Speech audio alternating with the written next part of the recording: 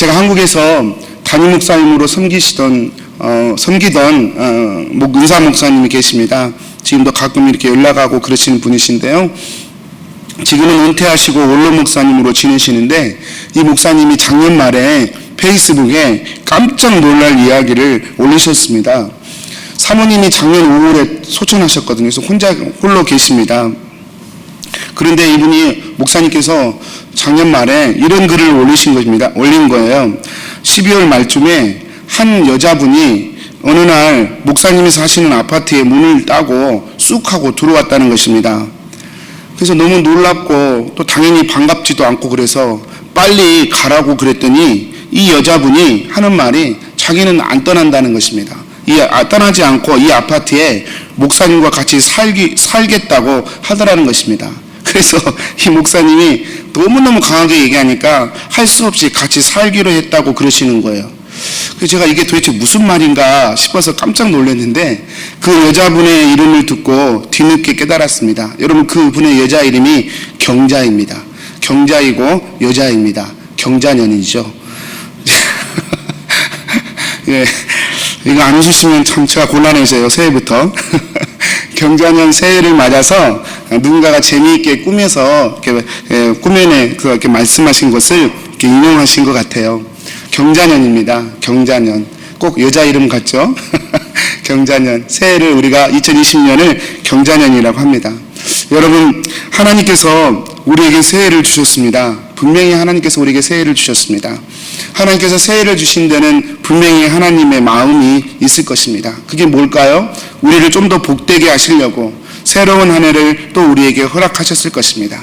바라기는 이러한 하나님의 축복과 은총이 우리 성도님들 가정과 삶 가운데 가득하시기를 다시 한번 주님의 이름으로 축복드립니다. 새해를 주셨으니 새 마음으로 또 새로운 하나님의 복으로 열어가시기를 축복합니다. 오늘 말씀은 제가 비전 선포를 이렇게 늘 밤에 송구 영신 예배 때 했었는데요.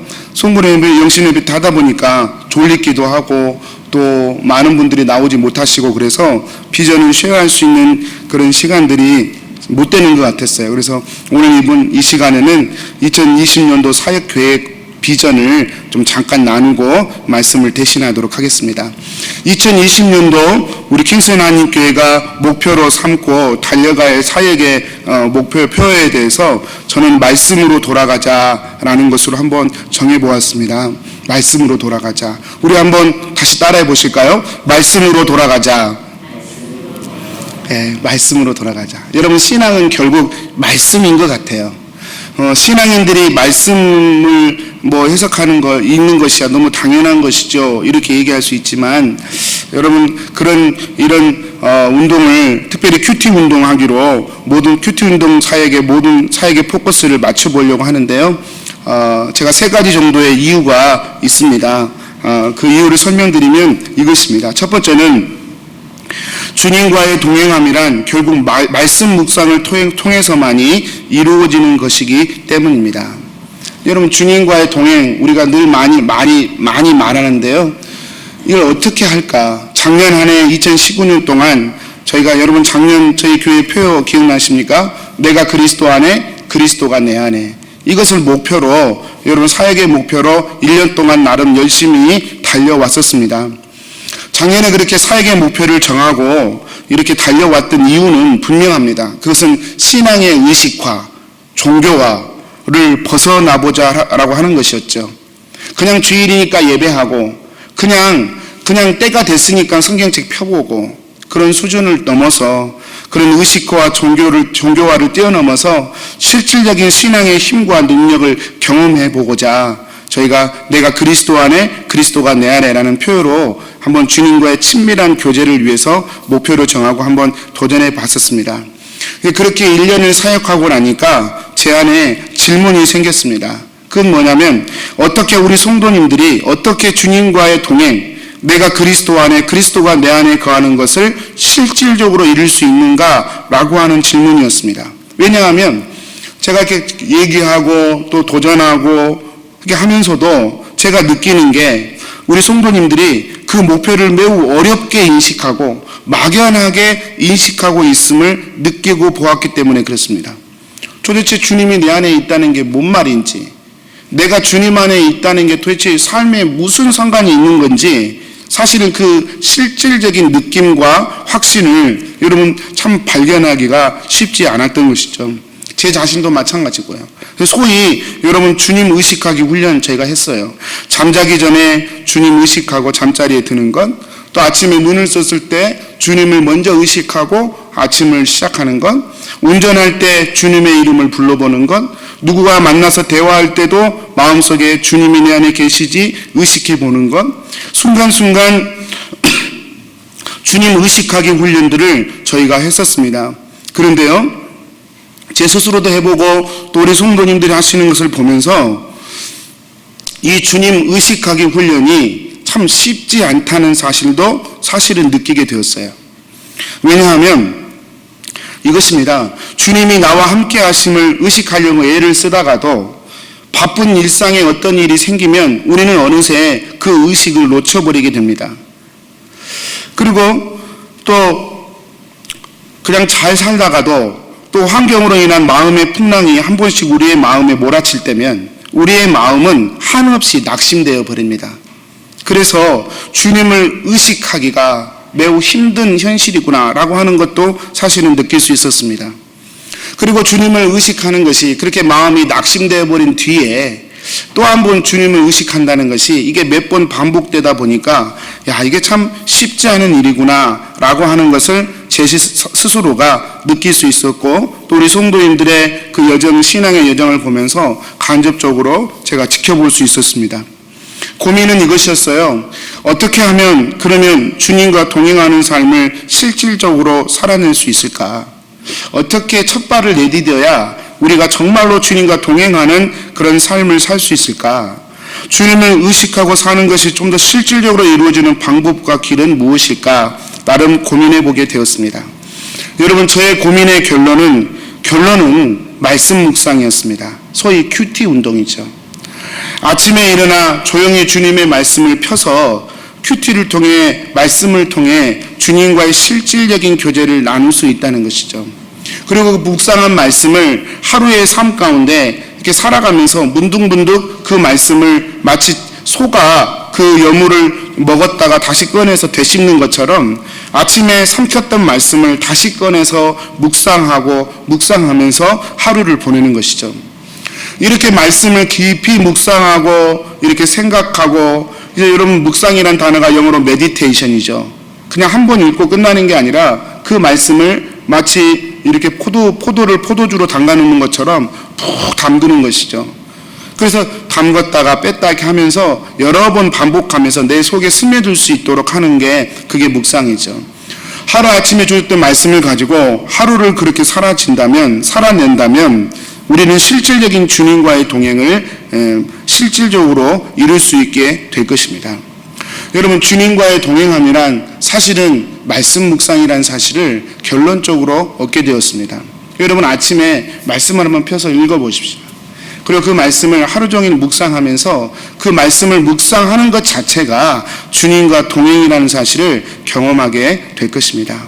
왜 우리가 말씀 묵상 큐티 운동을 전개합니까? 주님과의 동행함을 실질적으로 이루기 위해서 이 큐티 운동을 2020년도 한 해에 제가 전개하려고 합니다. 두 번째, 왜 우리가 큐티 운동을 전개하려고 하냐면 건강한 신앙을 위해서는 반드시 나눔 공동체가 필요하기 때문에 그렇습니다.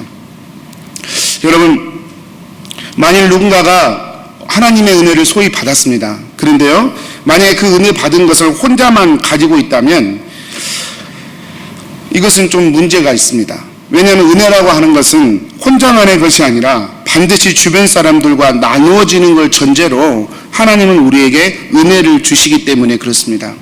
그래서 은혜를 나누는 공동체가 있고 없고가 신앙생활에 절대적인 영향을 미친다고 저는 생각합니다. 여러분, 엊그저께 눈이 많이 왔죠. 눈이 꽤 많이 왔어요. 그래서 또 눈 치워야 되나 걱정하고 있었는데 안 치워도 되겠더라고요. 왜냐하면 날씨가 너무 따뜻했어요. 어젠가 그젠가요. 눈이 많이 왔는데 날씨가 따뜻하니까 그냥 녹아버리더라고요. 여러분, 추운 날에 눈이 오면 눈은 결코 쉽게 녹지 않습니다. 저는 은혜도 마찬가지라고 생각합니다. 나 혼자 받은 은혜는 소위 오래가지 못합니다. 금방 녹아서 사라져버립니다. 여러분, 부흥회 때 아무리 큰 은혜를 받아도 그 유효기간이 일주일 가기 힘들어요. 부흥회 때 또는 우리 청소년들 수련회 때 가서 아무리 큰 은혜 받아도 한 달을 넘기가 힘듭니다. 사라져버려요. 이 은혜를 혼자 간직하고 있으면 여러분 그냥 눈 녹듯이 녹아버린다는 것이죠. 여러분, 언제 은혜 받았는가 쉽게 우리는 무너져 버릴 수 있습니다. 그런데 여러분, 그 은혜를 공동체를 통하여 서로에게 나누게 될 때 우리가 받은 은혜는 쉽게 사라지지 않고 오랫동안 간직될 수 있습니다. 추운 날 눈이 오면 그 눈이 녹지 않는 것처럼 공동체를 통하여 은혜의 나눔을 하다 보면 여러분, 그 은혜의 나눔이 은혜가 사라지지 않고 계속해서 여러분 공동체 안에 운행되면서 우리의 신앙을 살리는 것을 우리는 경험할 수 있습니다. 그래서 흔히들 큐티 운동의 핵심을 큐티를 직접 하는 것보다 큐티를 나누는 것이다. 큐티 나눔이 큐티 운동의 핵심이다라고까지 얘기를 합니다. 제가 이제 말씀을 중간중간 앞으로 전하면서 큐티는 어떻게 하는 것인지 또 큐티 나눔은 어떻게 하는 것인지 제가 시간 나는 대로 안내해 드리도록 하겠습니다. 아무튼 중요한 것은 큐티 운동에서 중요한 건 나눔이 중요하다는 것입니다. 나 혼자 성경 읽고 참 좋았어, 아멘, 그거 오래가지 못해요. 그 받은 말씀을 가지고 하루를 묵상하면서 나눔으로 이어질 때 그 은혜의 깊이가 깊어지고 그 은혜의 생명력도 길어질 수 있다는 것이죠. 이 큐티와 나눔을 할 수 있는 공동체로 저는 2020년도 한 해 구역 모임과 큐티방을 시스템적으로 사용하려고 합니다. 구역 모임을 할 때에 작년처럼 설교를 원고로 읽는 것이 아니라 올해는 큐티책에 안내되어 있는, 큐티책에 보시면 맨 끝에 4주 주간 큐티 나눔지가 있어요. 구역 모임 하기에 딱 좋은 그런 순서들이 있는데요. 이 주간 나눔 부분을 가지고 큐티 구역 모임을 진행할 예정입니다.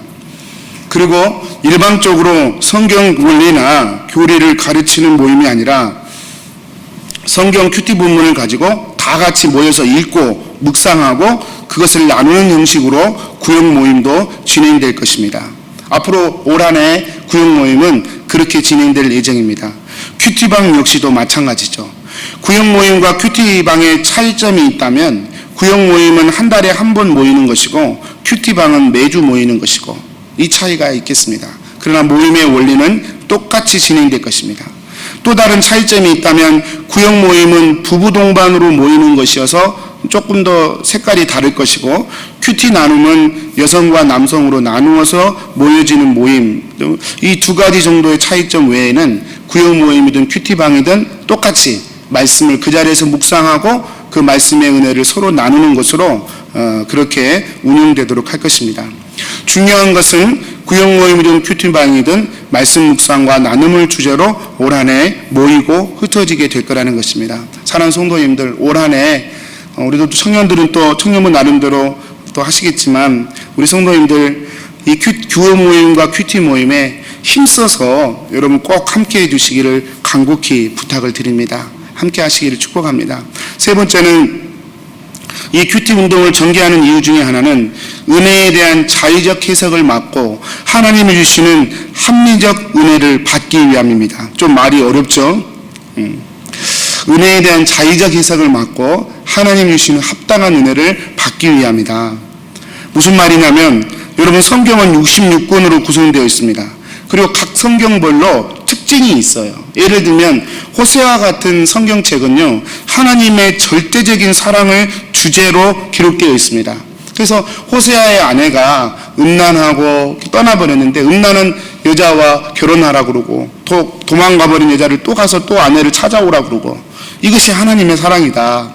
그렇게 나타내는 것, 일방적이고 끊을 수 없는 하나님의 사랑을 나타내는 것이 호세아서입니다. 그러나 여러분 이런 책만 있는 게 아니에요. 성경은 에레미야서 같은 경우에서 보면 에레미야 같은 경우는 이스라엘의 타락에 대한 하나님의 엄청난 진노와 공의가 기록되어 있습니다. 가마솥에 뻘뻘 끓는 물이 쏟아지는 그런 환상도 보여주시고요. 여러분, 그래서 여러분, 성경은 호세아서 어떤 성경을 읽느냐에 따라 우리 느낌과 마음이 다를 수밖에 없어요. 문제는 뭐냐? 만약 우리가 혼자 성경을 읽고 그 은혜를 누린다면 우리는 본능적으로요, 우리가 읽고 싶고 듣고 싶은 성경만 찾게 될 것이라는 것이죠. 그래서 우리 성도님들 중에 여러분 솔직히 그렇게 생각하시는 분 많을 거예요. 하나님의 사랑을 강조한 말씀을 많이 읽고 들으셨어도 죄에 대한 하나님의 진노에 대한 말씀은 많이 들어보지 못한 분들도 많이 계실 거예요. 왜냐하면 그런 소리는 내가 고를 수만 있다면 이건 듣고 싶지 않거든요. 내가 선택할 수만 있다면 읽고 싶지 않거든요. 하나님의 사랑, 하나님의 위로만 받고 싶지. 여러분, 꾸중하고 또 우리를 이렇게 하라 저렇게 하라 하는 말씀은 사실 듣고 보고 싶지가 않거든요. 이것이 우리의 본능이기 때문에 만약에 내가 선택할 수만 있다면 우리는 반드시 듣기 좋은 말씀, 달콤한 말씀만 듣게 되게 될 것입니다. 그러나 여러분, 반찬을 편식하는 것이 건강에 좋지 못하듯이 성경 역시 마찬가지예요. 그렇다고 맨날 하나님의 진노만 묵상해서 되겠습니까? 그럴 수는 없죠. 그러나 그럼에도 불구하고 여러분, 성경을 한쪽만 계속해서 읽는다면 반드시 여러분 왜곡된 신앙을 가질 수밖에 없어요. 성경은 사랑도 강조하지만 공의도 강조합니다. 그래서 성경을 골고루 묵상하는 것이 건강한 신앙의 길이 될 수 있습니다. 큐티 운동의 이점이 있다면 바로 이 부분에서 탁월한 효과를 우리가 경험할 수 있다는 것이죠. 우리가 지금까지 사용해 왔고 또 올해도 사용할 생명의 삶 큐티, 매일 성경도 마찬가지고요. 우리가 이 교회에서 교회들이 사용하는 큐티 본문의 좋은 점은 큐티 본문을 이렇게 정하기 이전에 아예 3년이나 5년 단위로 성경 66권 전체를 볼 수 있는 마스터 플랜을 가지고 큐티 본문, 매달 큐티 본문을 정하는 것입니다. 그래서 이 큐티 본문을 쭉 따라서 가다 보면 3년 내지 5년에 성경을 한번 묵상할 수 있도록 마스터 플랜을 이 큐티 이 책을 만드는 이 출판사들은 갖고 있는 것이죠. 그래서 여러분, 이 큐티 본문, 이 말씀 큐티 본문 자체를 매우 균형 잡힌 시각으로 우리를 인도해 주는 것입니다.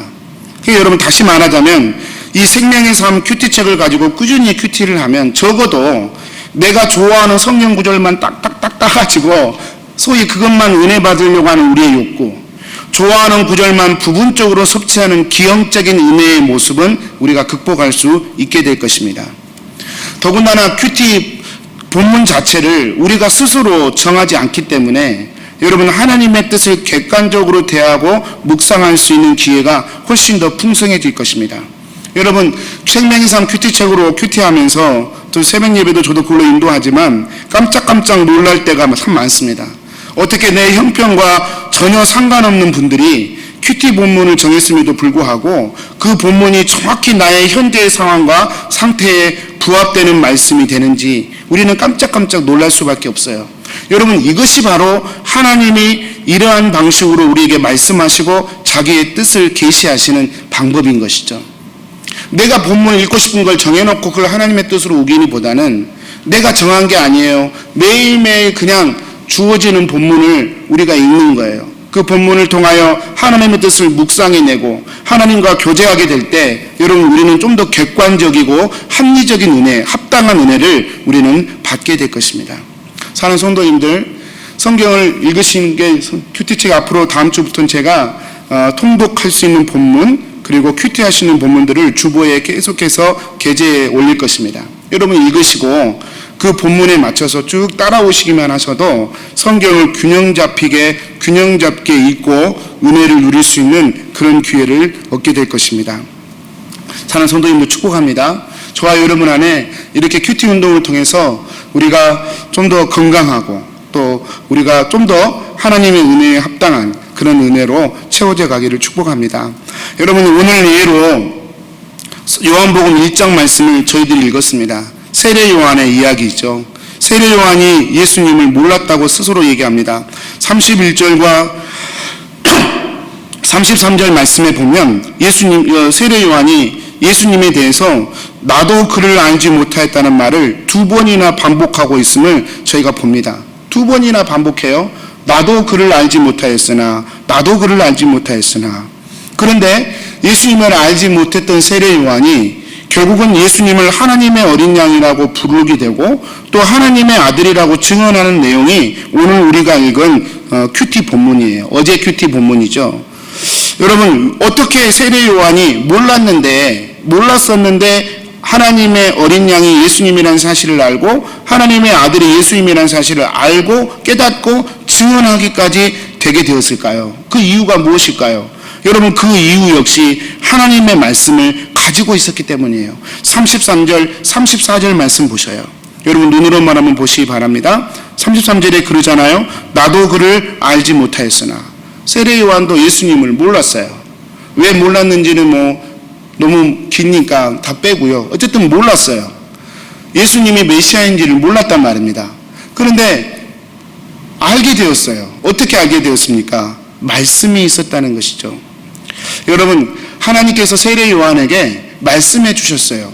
너가 세례를 베풀 텐데 어느 날 어떤 사람 위에 성령이 그 위에 내리실 것이다. 그때 그걸 보면 그 사람이 하나님의 아들이라는 것을 너가 알게 될 것이다. 이 이야기를 하나님이 하셨다고 생각해 보시겠어요? 세례 요한이 어떻게 성령이 내리는 그가 하나님의 아들이라는 메시지를 받을 수 있었을까요? 어느 날 하나님께서 산신령처럼 뿅 하고 나타나가지고 세례 요한아 하면서 얘기해 주셨을까요? 물론 그럴 수도 있겠습니다. 물론 그럴 수도 있겠어요. 그렇지만 여러분, 세례 요한의 삶을 생각해 본다면 그것은 어느 날 우연히 받은 은혜가 아니라 꾸준히 하나님의 말씀을 묵상한 결과로 그렇게 하나님의 메시지를 받았다고 저희는 말할 수 있을 것입니다. 여러분, 세례 요한의 삶을 잠깐만 추적해 보면 누가복음 1장 80절에 이런 표현이 있죠. 세례 요한이 어떤 사람이었느냐? 아이가 자라며 심령이 강하여지고 이스라엘에게 나타나는 날까지 빈들에 있으니라. 세례 요한의 삶에 대해서 이렇게 기록하고 있어요. 아이라는 단어는 유대인적 문화적에서 보면 보통 18개월에서 5세 미만의 연령대를 가리킵니다. 그러니까 아무리 크게 자랐어도 5세예요. 5세. 여러분, 5살이 되었을 때 이 세례 요한은 어디로 보내졌어요? 빈들, 광야로 보내졌어요. 지금 짐작할 보건데 부모도 함께 갈 수밖에 없는 그런 나이죠. 그러니까 세례 요한도 그리고 아버지 사가랴와 어머니 엘리사벳도 세례 요한이 최소한 5살이 되었을 때 이 빈들에 보내져서 생활했다는 사실을 알 수 있습니다. 여러분, 세례 요한이 5살부터 지금 이스라엘에 공개적으로 사역을 하지 뭘 하고 살았을까요? 여러분은 그냥 저는 신학 공부를 했기 때문에 세례 요한이 속했던 공동체를 우리가 소위 에세네파라고 부릅니다. 에세네파. 이것은 모든 성경학자들이 공통적으로 동의하는 부분이기 때문에 여러분 그냥 진리로 이해하셔도 됩니다. 당시 구약 종교를 따르던 이스라엘은 3개의 종파가 있었는데요. 첫 번째가 사두개파, 두 번째가 바리새파, 세 번째가 에세네파예요. 성경에는 사두개파와 바리새인들은 많이 나와 있죠. 근데 에세네파는 잘 나와 있지 않아요. 왜냐하면 이 에세네파는 광야에서 공동체를 이루며 살았기 때문에 그래요. 그 당시에 바리새파와 사두개파는 하나님을 믿는 신앙을 제의적이고 종교적으로 만들어 버렸어요. 제의적, 그냥 제사 열심히 드리고 그저 종교적으로 의식화된 그런 종교로 구약 종교를 만들어 버렸어요. 여기에 대한 반론으로 만들어진 것이 에세네파예요. 그래서 에세네파는 하나님의 말씀을 있는 그대로 묵상하자, 하나님의 말씀을 있는 그대로 실천해보자, 이렇게 몸부림치면서 만들어졌던 공동체가 에세네 공동체예요. 그래서 에세네파는 예루살렘의 그 도시 생활을 떠나서 광야에서 공동체를 이루었고 그 공동체에서 하나님의 말씀과 하나님의 음성을 바로 듣고 실천하기 위한 그런 삶으로 이루어졌던 것이 에세네파라 그 말이에요. 여러분, 세례 요한이 5살부터 최소한 그 이전일 수도 있고 아버지, 어머니, 온 가족이 광야로 가서 뭐 했겠어요? 여러분, 말씀 묵상하는 훈련을 하지 않았겠습니까? 구약 성경 말씀을 여러분 그냥 읽고 들으면서 그 말씀이 의미하는 바가 진짜로 무엇일까? 바리새파도 성경 읽어서 구약 성경 읽고 읽었는데 그들은 그걸 읽고 결국은 종교적이고 제의적인 종교인으로 가버렸는데 에세네파는 그 말씀을 읽고 정말 하나님의 뜻이 무엇일까 아파하고 두려워하는 마음으로 그 말씀을 대했다는 것이죠. 세례 요한이 광야에서 뭐 했을까? 이것 따라 했겠죠. 매일매일 말씀을 묵상하면서 하나님의 뜻이 무엇일까? 하나님이 무엇을 우리에게 말씀하시는 것일까? 이 세례 요한은 우리식으로 말하면 매일매일 큐티하는 사람이었어요. 매일매일 하나님의 뜻을 묵상하는 도중에 여러분 그에게 하나님의 뜻이 부어진 것이다 그 말입니다. 어느 날 갑자기 사신령처럼 나타나서 내 뜻이 이러니 너는 이렇게 해라. 사실 하나님은 모르겠어요. 2000년 전에 성경에서 그렇게 역사하실지 모르겠지만 오늘날 우리에게는 그렇게 역사하지 않는다고 보아야 맞습니다. 만약에 그런 식으로 인정해 드려버리면 여러분 우리가 각자 막 본 이상한 환상과 비전들을 다 성경으로 얘기해야 되기 때문에 교회는 어지러워질 거예요. 어떤 사람이 하나님의 환상과 비전을 발견할 수 있어요? 그것은 하나님의 말씀을 꾸준히 묵상할 때, 하나님의 말씀을 꾸준히 묵상하면서 하나님과 일상의 말씀의 교제가 일어나는 사람에게 어느 날 특별한 하나님의 비전도 부어지는 것이고 말씀도 부어지는 것이라 그 말입니다. 여러분 이것이 큐티가 우리에게 주는 축복이라고 얘기할 수 있습니다. 큐티는 우리와 하나님과의 인격적인 관계를 맺어가도록 우리를 만들어주는 은혜의 도구요 통로인 것입니다. 사랑하는 성도님들, 오늘 말씀을 마치겠습니다. 올 한 해 주제가 시편 119편 105절입니다. 하나님의 말씀에 대해서 이렇게 증언하죠. 주의 말씀은 나의 발의 등이요 내 길의 빛이다. 여러분, 저는 시골 출신이라 캄캄한 밤을 걸어봤어요. 토요일 밤에 중고등부 모임이 있는데 제가 외딴 집이에요. 유원지여가지고. 그래서 교회를 가려면 자전거를 타고 한 15분 이렇게 막 비벼서 갔어야 됐었어요. 자전거의 라이트가 고장 나가지고 캄캄한 밤을 이렇게 막 두려우면서 갔던 기억이 제 안에 참 많이 있습니다. 여러분, 캄캄한 밤에 등불 없이 빛 없이 걷는다는 것, 그거 참 어렵고 고된 일입니다. 그러나 캄캄한 밤일지라도, 밤길이라고 할지라도 내 발 앞에 등불이 있고 내 길을 비추는 빛이 있다면 사실 어두움은 큰 문제가 아닙니다. 여러분, 올 한 해 우리가 새로운 삶을 살아갑니다. 사실 새해라고 말하지만 사실 어떻습니까, 여러분? 제 마음에는 두려움이 더 큽니다. 어떤 두려움이냐면 한 치 앞도 예측할 수 없는 삶이기 때문에 내일 일을 내가 장담하고 확신할 수 없는 또 하나의 삶을 살아가는 것이기 때문에 어쩌면 어두운 밤길을 걸어가는 것이라고 얘기할 수 있겠습니다. 여러분, 어두운 밤길을 걸어가는 심정으로 우리는 올 한 해를 새로 살아가야 합니다.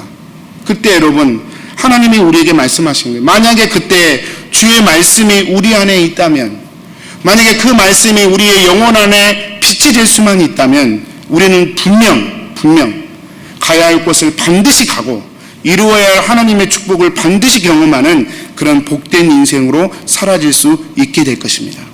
개인뿐만 아니라 가정도 또 교회 공동체적으로 우리는 그러한 축복을 누리는 한 해가 될 것을 믿습니다. 큐티를 통해 이러한 복이 저와 여러분에게, 우리 교우님들에게 일어나게 되기를 간절히 축복합니다. 우리 기도하겠습니다.